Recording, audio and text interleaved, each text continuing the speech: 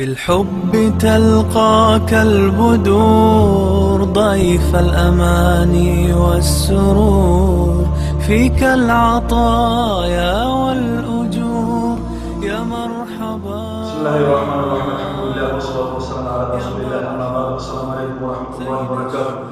Arkadaşlar, zaten işleyen üyle etken bazı oprak çuvallığı, erine aşırtkenliği, hatta yaşlarına karakallığı, neydi bu erini yaşayıp sanalar o, hatta şular bazısı da katın kişiye bile ibadat var.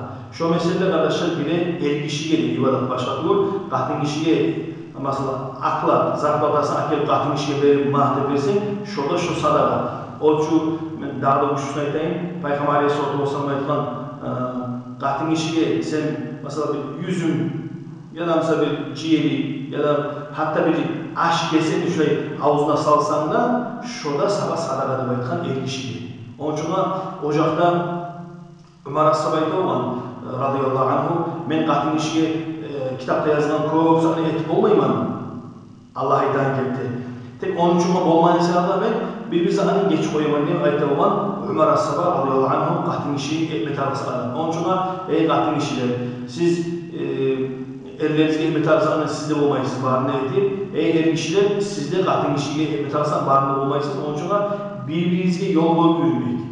Tek siz biliniz Allah-u Teala sizin ellerinize etken bir zanı zayi etmeyecek. Şu barda ibadatkar ve zuvakka barışta sorsanlar.